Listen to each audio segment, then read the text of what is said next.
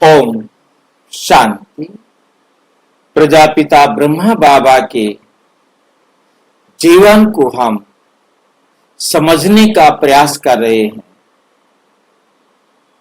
उन्होंने अपने जीवन को किस प्रकार परमात्मा के डायरेक्शन पर चलाया, आज हम उसका 12वां विषय करेंगे। एक असाधारण सत्संग।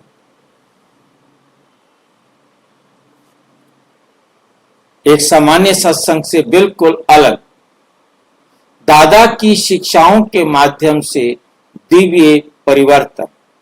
और दादा मीन्स ब्रह्मा बाबा जो शिक्षाएं देते थे, उनके माध्यम से बहुत बड़े दिव्य परिवर्तन शुरू हुए। दादा ने बाहर जाना बंद कर दिया था। इसके बजाय उन्होंने अपने घर में लोगों का स्वागत किया।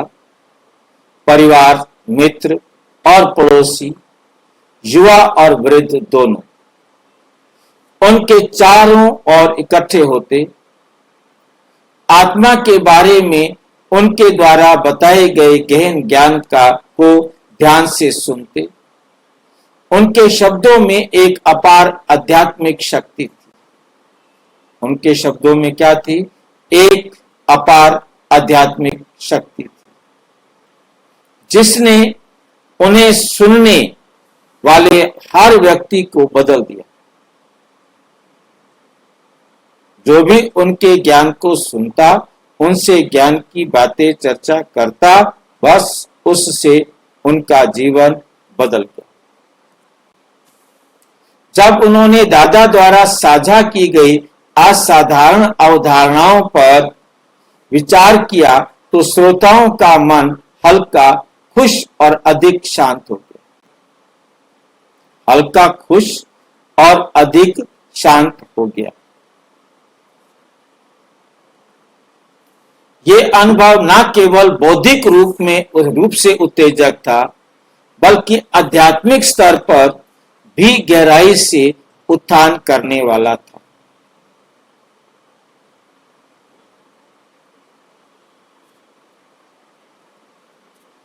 लहर, प्रभाव, बात तेजी से चारों तरफ फैलती गई। बाबा ने जो ज्ञान दिया वो चारों तरफ बड़ी तेजी से फैलने लगा।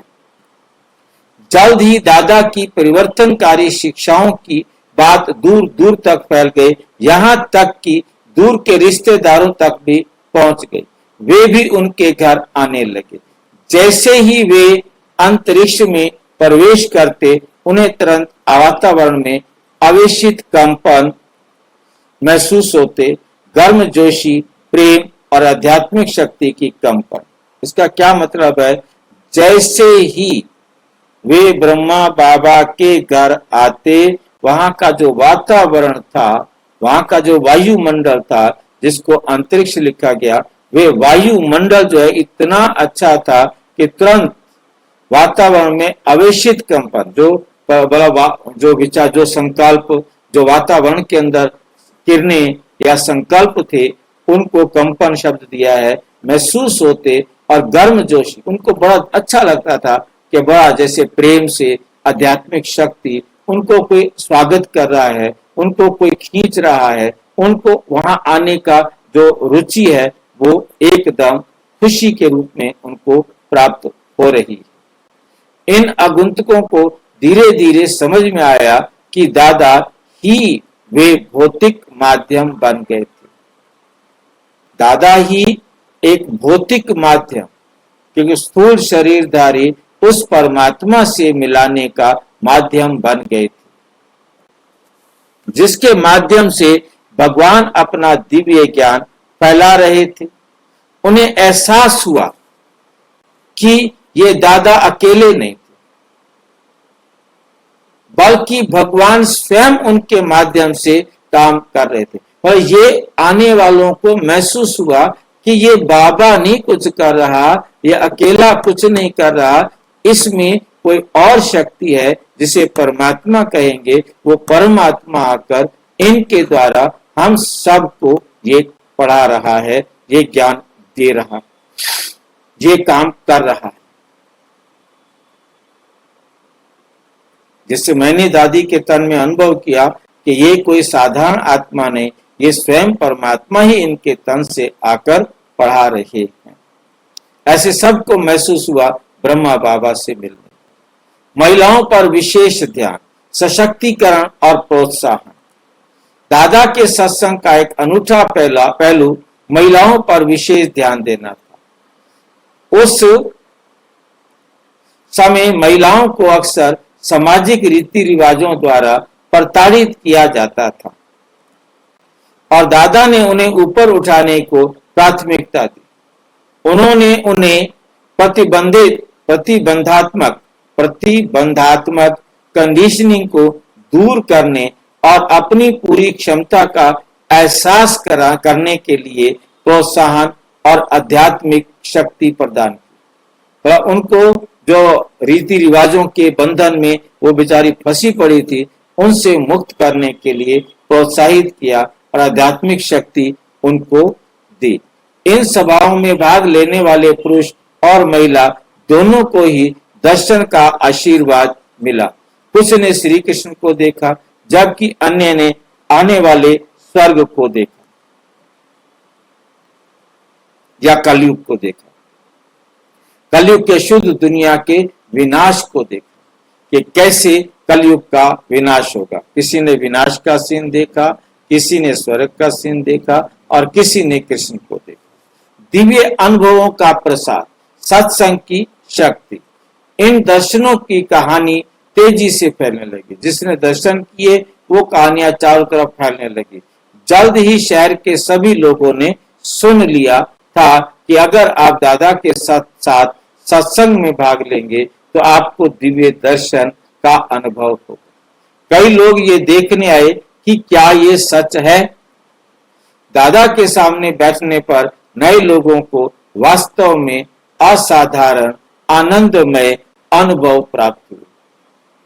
हालांकि उन्होंने गलती से मान लिया कि दादा इन चमत्कारों के स्रोत थे और उन्हें अभी तक ये एहसास नहीं था कि परमपिता परमात्मा स्वयं इन घटनाओं के पीछे थे, जो दादा के माध्यम से सीधे उनसे बात कर रहे थे।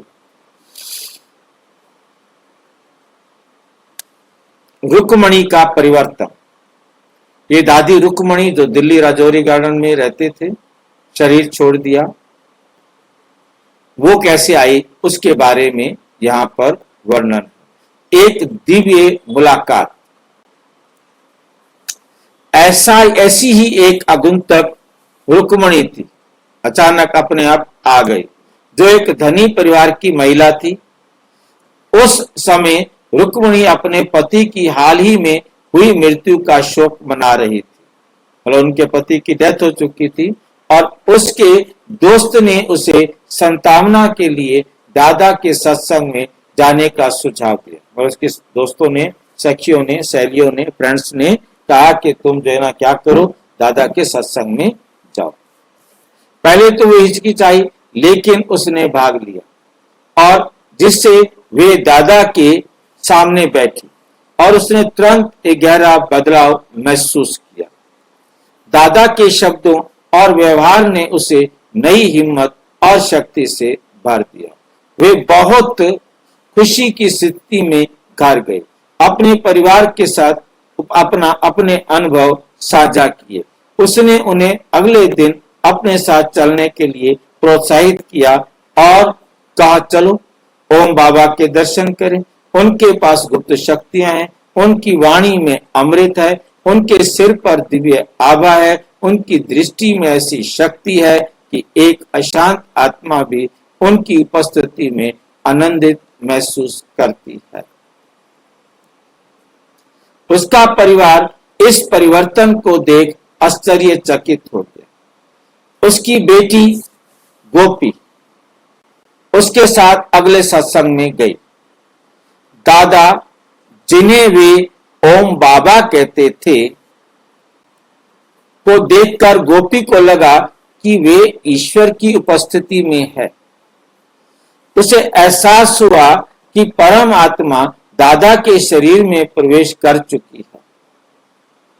एक सच्चे साधक के लिए ये सत्य लंबे समय तक छिपा नहीं रह सकता। गोपी का दिव्य अनुभव। गोपी बनना। दादा के साथ अपने गहरे संबंधों में गोपी को दर्शन होने लगे। उसने खुद को प्रकाश की एक बिंदु के रूप में देखा और महसूस किया कि वे एक गोपी बन गई है। ईश्वर की सच्ची प्रेमी, मतलब नाम उसका पहले गोपी था, वैसे ही गोपी नाम था, परंतु यहां आकर वो क्या बन गई? सच्ची गोपी बन गई। गोपी कौन था? आगे इसका पता लग जाएगा। मनमोहिनी दीदी का नाम है। और उस क्षण ऐसे एक बहन थी गोपी, और वो आई और दादी रुक्मिणी के साथ, और वो आते ही जो है ना ध्यान में चली गई और उसने देखा कि स्वयं परमात्मा ही इनके तन में आके पड़ा रहे हैं, और उसने अपने आप को आत्मा के रूप में महसूस किया। उस क्षण उसे एहसास हुआ कि उसने वो पा लिया जिसकी उसे हमेशा तलाश थी। बाद में वे दीदी मनमोहिनी के नाम से जानी गई और दादी प्रकाश मणि के साथ मिलकर उन्होंने जुलाई 1983 में अपना निधन तक ब्रह्मा कुमारीज की सह प्रशासिका के रूप में महत्वपूर्ण भूमिका निभाई। मनमोहिनी कॉम्प्लेक्स आप देखते हैं शांतिवन में, वो इस दीदी के नाम से ही रखा हुआ। और दीदी को बाबा कहा करते थे, अभी तो तुम मेरी उंगली पकड़कर चलती हो, फिर मैं तुम्हारी उंगली पकड़कर चलूंगा। अब कब चलेंगे ये मुझे नहीं पता, ये बाबा उनको कहते थे। तो इस प्रकार से कुछ अटकलें लगाई जाने शुरू हुई थी कि भी है ना ये माँ बनेगी या कुछ बनेगी। ओम बाबा आध्यात्मिक जागृति की शुरुआत। शुरुआत में दादा को ओम बाबा के नाम से जाना जाता था। ऐसा इसलिए था क्योंकि जब भी वे ओम शब्द का जाप करते थे तो उनके श्रोता समाधि की स्थिति में ध्यान में चले जाते थे। उनकी उपस्थिति में शक्ति निर्विवाद थी और उनके द्वारा फैलाई गई शांति बहुत ही परिवर्तनकारी थी। बस ओम की ध्वनि बोलना है और सारे ध्यान में चले जाते। समय के साथ भगवान के मुख पत्र के रूप में दादा की असली पहचान स्पष्ट हो गई। भगवान दादा के माध्यम से आत्माओं से बात कर रहे थे, उनके जीवन के बल को बदल रहे थे और उन्हें स्वर्ण युग के करीब ला रहे थे। निष्कर्ष, सत्संग में दिव्य शक्ति। इस प्रकार आत्माओं की एक छोटी सी सभा के रूप में शुरू हुआ सत्संग, ये सत्संग एक असाधारण सत्संग बन गया जिसने जीवन को बदल दिया। दादा के शब्दों को सुनने आए लोगों ने न केवल आध्यात्मिक ज्ञान का अनुभव किया बल्कि दिव्य दर्शन और अपनी चेतना में एक ठोस बदलाव भी देखा। दादा और परमपिता परमात्मा द्वारा निर्देशित सत्संग की एक प्रकाश स्तंभ बन गई। निर्देशित सत्संग की शक्ति एक प्रकाश स्तंभ बन गई जो आने वाले सभी लोगों को शांति, प्रेम और दिव्य ज्ञान प्रदान करती थी।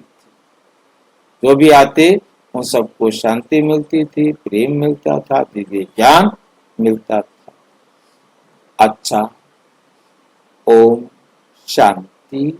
और विस्तार से जानने के लिए प्रजापिता ब्रह्मा कुमारी ईश्वरीय विश्वविद्यालय के किसी भी सेवा केंद्र पर संपर्क करें और यदि कोई प्रश्न है तो 9213106986 पर केवल टेलीग्राम करें। 9650692270 पर केवल व्हाट्सएप करें, फोन नहीं। ओम शांति।